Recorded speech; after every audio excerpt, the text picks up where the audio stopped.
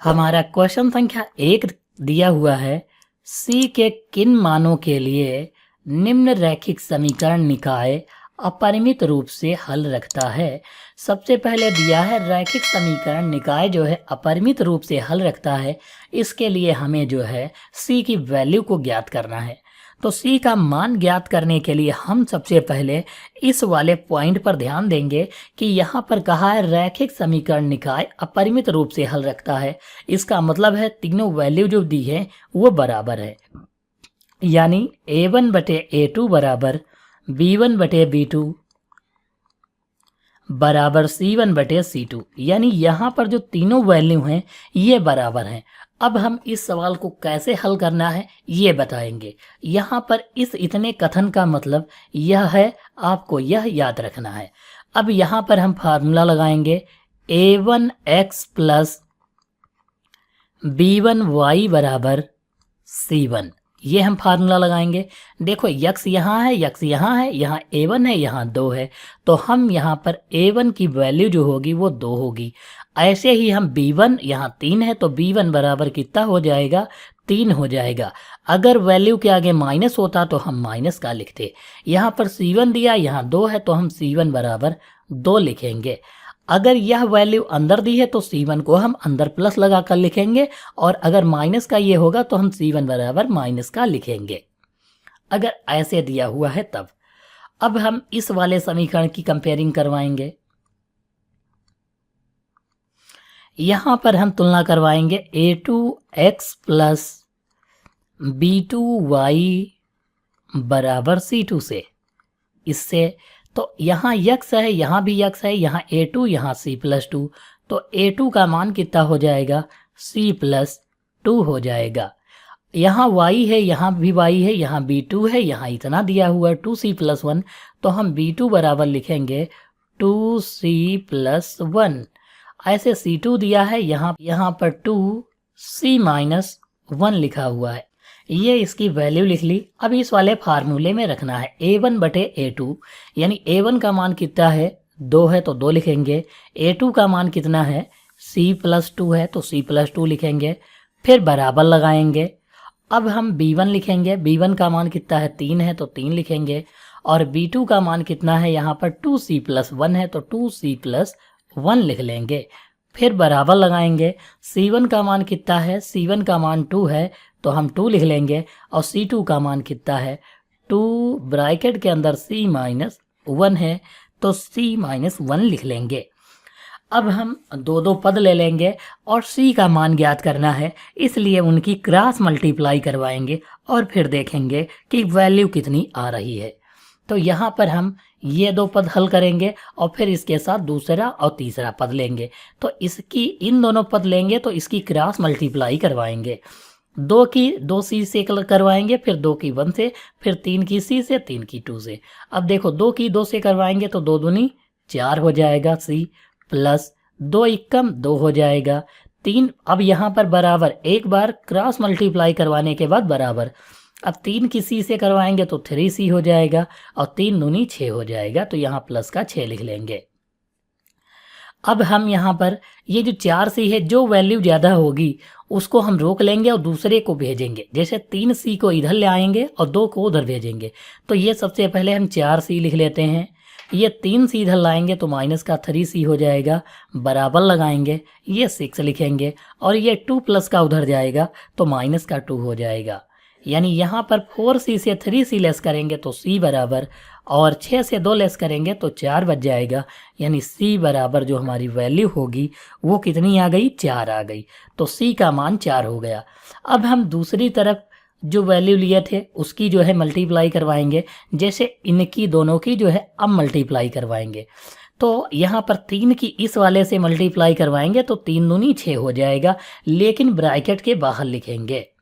तो यहाँ पर 3 दूना कितना 6, ये c-1 दिया हुआ है तो c-1 ऐसे ही लिख लेंगे। इसकी मल्टीप्लाई हो गई। अब हम बराबर लगाएंगे। 2 की मल्टीप्लाई, ये देखो ब्रैकेट के बाहर था इसलिए ऐसा मल्टीप्लाई करवाया गया, इसमें ब्रैकेट नहीं है इसलिए डायरेक्ट मल्टीप्लाई। 2 दूनी 4 हो जाएगा, तो यहाँ लिखेंगे 4c, और 2 एकम 2 हो जाएगा, प्लस का 2 लिखेंगे। 6 की गुणा सी से करवाएंगे तो 6c माइनस 6 एकम 6 हो जाएगा बराबर 4c प्लस 2 हो जाएगा। ये 4c इधर आएगा तो 6c माइनस का 4c हो जाएगा क्योंकि 4c प्लस का है बराबर ये वाला 2 लिख लेंगे। ये प्लस का माइनस का 6 उधर जाएगा तो प्लस का 6 हो जाएगा। यहाँ पर 6c से 4c घटाएंगे तो 2c बच जाएगा और बराबर 6 और 2 8 हो जाएगा। बराबर 6 और 2 कितना हो जाएगा 8 हो जाएगा। तो 2 से काटेंगे तो 2 चक्कू 8 हो जाएगा। यानी हम यहाँ पर कह सकते हैं c बराबर जो हमारी वैल्यू होगी 4 हो जाएगी। यहाँ पर फिर से जो है c बराबर 4 आ रहा है। तो हमने दोनों तरफ की वैल्यू को फाइंड आउट किया, दोनों में हमारा आंसर सेम आया है c बराबर 4। तो यहाँ पर हम कह सकते हैं कि निकाय के अपरिमित रूप से हल रखता है, यानी निकाय जो है अपरिमित रूप से हल रखता है। जैसे आपने देखा दोनों तरफ की वैल्यू जो है बराबर आ रही है सॉल्व करने पर। हमारा क्वेश्चन नंबर 1 का सेकंड दिया हुआ है जिसमें जो है c का मान ज्ञात करना है और रैखिक समीकरण निकाय के अपरिमित हल हेतु हमें जो है c का मान ज्ञात करना है। जहाँ पर आपको 2 समीकरणें जो है दी हुई हैं जिसकी हमें कंपेयरिंग करवानी है और उसकी वैल्यू को हमें जो है a1 बटे a2 बराबर b1 बटे b2 बराबर c1 बटे c2 में रखना है और इसके माध्यम से सवालों को हल करना है। तो अब हम यहाँ पर तुलना करवाएंगे। सबसे पहले a1x प्लस b1y बराबर c1, दूसरे की तुलना हम a2x प्लस b2y बराबर c2 से जो है करवाएंगे। यहाँ पर x है, यहाँ भी x दिया है, यहाँ a1 है और यहाँ c माइनस 1 है। जो हमारा a1 का मान है वह c माइनस 1 होगा। फिर हम यहाँ y देखेंगे, यहाँ भी y दिया है, यहाँ b1 है, तो यहाँ पर कुछ नहीं तो 1 हम मान लेंगे, यानी b1 बराबर माइनस का 1 हो जाएगा, c1 बराबर 5 हो जाएगा। ये हम लिख लेंगे। इसके बाद a2x दिया है, यहाँ x है, यहाँ भी x है, यहाँ a2 है, यहाँ c प्लस 1 है, तो हम a2 बराबर कितना लिखेंगे c प्लस 1 लिखेंगे। यहाँ b2y, यहाँ y है, यहाँ भी y और यहाँ b2, यहाँ 1 माइनस c है। इसका मतलब b2 बराबर क्या हो जाएगा 1 माइनस c हो जाएगा। अब यहाँ c2 है, यहाँ 3c प्लस 1, तो हम c2 बराबर कितना कर लेंगे 3c प्लस 1 कर लेंगे। अब यहाँ पर इस समीकरण में हमें जो है वैल्यू को रखना है इस वाले फार्मूले में a1 बटे a2। तो a1 का मान है c माइनस 1 बटे में a2 का मान कितना दिया हुआ है c प्लस 1, तो ये हम वैल्यू को रख लेंगे। b1 बटे b2, b1 का मान माइनस का 1 है और b2 का मान 1 माइनस c है। फिर c2 का मान, c1 का मान 5 है तो हम 5 लिख लेंगे और c2 का मान 3c प्लस 1 है तो 3c प्लस 1 रख लेंगे। अब हम क्रॉस मल्टीप्लाई करवाएंगे। यहाँ पर c माइनस 1 की 1 माइनस c से मल्टीप्लाई कराएंगे और c प्लस 1 की 1 से मल्टीप्लाई कराएंगे। दो पद लेंगे, पहले ये दोनों में मल्टीप्लाई करवाएंगे और फिर इसकी जो है इस वाले से मल्टीप्लाई करवाएंगे। तो जो c की वैल्यू होगी वही हमारा आंसर होगा। तो हम इन दोनों की वैल्यू को लेते हैं c माइनस 1 की 1 माइनस c से, तो लिखेंगे c minus 1 multiply 1 minus c, इसको लिख लेंगे, बराबर लगाएंगे। ये यहाँ पर c प्लस 1 दिया है, c प्लस 1 लिखेंगे और दूसरा जो है माइनस का 1 लिखेंगे गुणे में। यहाँ पर c की मल्टीप्लाई 1 से करवाएंगे, c कम c हो जाएगा। फिर c की गुणा माइनस c से करवाएंगे तो माइनस c का स्क्वायर हो जाएगा। माइनस 1 की गुणा 1 से करवाएंगे तो माइनस का 1 स्क्वायर हो जाएगा। माइनस के 1 की गुणा c से करवाएंगे तो माइनस माइनस प्लस और 1c हो जाएगा, यानी हम c लिख सकते हैं। फिर बराबर माइनस के 1 की गुणा c से करवाएंगे तो माइनस का c हो जाएगा। माइनस की 1 की गुणा प्लस की 1 से करवाएंगे तो माइनस माइनस प्लस ये माइनस ये प्लस माइनस हो जाएगा और 1 एकम 1 हो जाएगा। यहाँ पर आप देखोगे c और c दिया है, यहाँ पर हम थोड़ा सा इसको जो है लिख लेते हैं। c स्क्वायर पहले है तो माइनस का c स्क्वायर लिख लेते हैं, फिर c और c जोड़ेंगे तो 2c हो जाएगा। फिर हम यहाँ पर 1 का स्क्वायर करेंगे तो माइनस का 1 का स्क्वायर 1 हो जाएगा, और ये c माइनस का इस तरफ ले आएंगे तो प्लस का c, और ये माइनस का 1 इधर लाएंगे तो प्लस का 1 हो जाएगा। बराबर हम 0 लिख लेंगे। अब आप यहाँ पर देखोगे माइनस c स्क्वायर दिया है, इसको ऐसे ही लिख लेंगे। 2c में 1 c जोड़ देंगे तो 3c हो जाएगा, यहाँ पर 3c लिख लेंगे।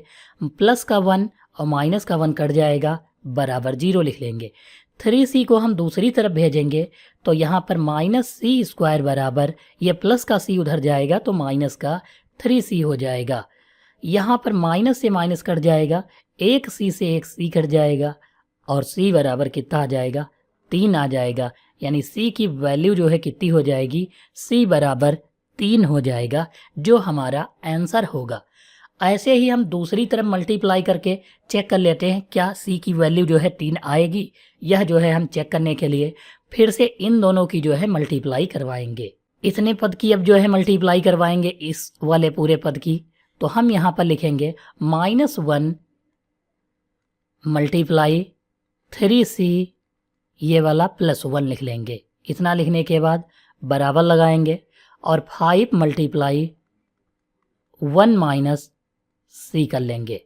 यहाँ पर 1 की 3c से मल्टीप्लाई कराएंगे तो माइनस का 3c हो जाएगा, माइनस और प्लस माइनस 1 एकम 1 हो जाएगा, बराबर 5 की मल्टीप्लाई 1 से तो 5 एकम 5, माइनस 5 की c से गुणा तो 5c हो जाएगा।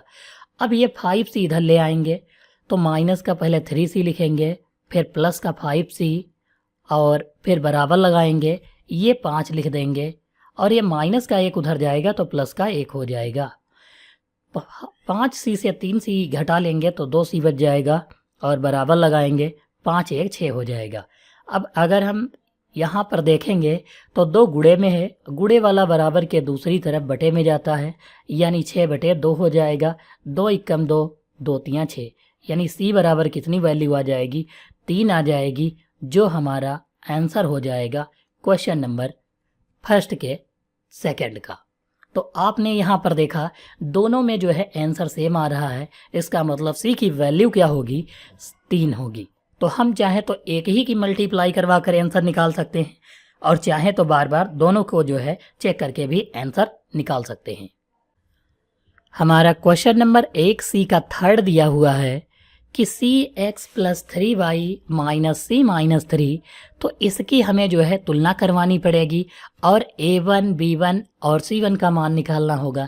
इसकी तुलना हम a2x + b2y + c2 बराबर 0 से करवाएंगे तो a2 b2 c2 का मान निकाल लेंगे, और मान निकालने के बाद हम यहाँ पर a1/a2 बराबर b1/b2 बराबर c1/c2 इस वाले पद में हमें जो है वैल्यू को जो है रखना है। तो अब हम तुलना करवाएंगे यहाँ पर a1x + b1y + c1 से बराबर 0 से, फिर यहाँ पर a2x + b2y + c2 बराबर 0 से तुलना करवाएंगे। तो यहाँ पर x है x, और यहाँ पर भी x है, यहाँ a1 है यहाँ c है, तो a1 बराबर कितना हो जाएगा, c हो जाएगा। यहाँ पर b1y है, यहाँ पर y है, तो b1 का मान 3 हो जाएगा। हम b1 कितना लिखेंगे, 3 लिख लेंगे। c1 का मान यहाँ पर जो c1 दिया है उसका मान माइनस और ब्रैकेट में c - 3 रख लेंगे। यहाँ पर तुलना करवाएंगे a2x से, x दिया है x है, a2 है यहाँ 12 है, तो a2 बराबर कितना हो जाएगा, 12 हो जाएगा। यहाँ b2y है यहाँ cy है, तो हम b2 बराबर कितना लिख सकते हैं, c लिख सकते हैं, और c2 बराबर यहाँ c दिया है तो माइनस का हम c लिख लेंगे। अब हमको इस समीकरण में यहाँ पर मान रखना है। सबसे पहले तो मान रखेंगे इस वाले में a1/a2 वाले में, तो a1 का मान c है, a2 का मान जो है 12 है तो 12 रख लेंगे, बराबर लगाएंगे। b1 का मान 3 है तो 3 रख लेंगे, और b2 का मान यहाँ पर c दिया है तो c रख लेंगे, फिर बराबर लगाएंगे। c1 का मान माइनस का c - 3 दिया है तो ये रख लेंगे, और बटे में हम c2 का मान माइनस का c रख लेंगे। माइनस से माइनस जो है यहाँ पर हम काट सकते हैं क्योंकि ऊपर नीचे माइनस दिया हुआ है।